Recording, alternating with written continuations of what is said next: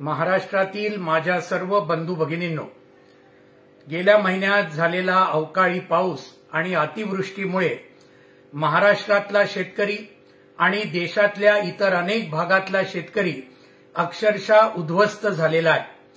हातातोंडाशी आलेली त्याची पिकं ही पूर्णपणे उद्ध्वस्त झालेली आहेत आणि त्याच्यामुळे कधी नव्हे ते दिवाळीच्या वेळेला त्याच्यावर एक जबरदस्त संकट हे लाखो आपल्या शेतकरी बांधवांवर ओढवलेलं आहे। अशा परिस्थितीमध्ये भारतीय जनता पार्टीच्या नेतृत्वाखालचं केंद्र सरकार आणि इथे भारतीय जनता पार्टीचा प्रभाव असलेलं राज्य सरकार अजिबात हलायला तयार नाही।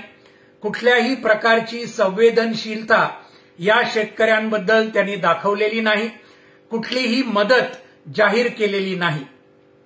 अशा परिस्थितीमध्ये ज्या मुख्य मागण्या आज महाराष्ट्रातल्या आणि देशातल्या शेतकऱ्यांच्या आहेत, नंबर 1 की आज राज्य सरकारने किंवा केंद्र सरकारने या उद्ध्वस्त झालेल्या शेतकऱ्यांना 50,000 रुपये एकरी थेट मदत द्यायला पाहिजे।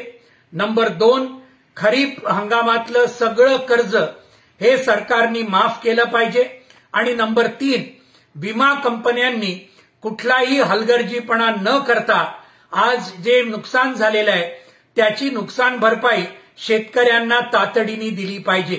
या 3 मागण्यांसाठी आज 27 ऑक्टोबरला एक प्रचंड समाज माध्यमांवर महाराष्ट्रातल्या जनतेने एक जबरदस्त ट्रेंड आज सकाळपासून 11 वाजल्यापासून चालवलेला आहे। तो अजूनही सुरू आहे। लाखो लोक त्याच्यामध्ये सहभागी झालेले आहेत। अनेक राजकीय पक्ष संघटना हे त्याच्यामध्ये उतरलेले आहेत।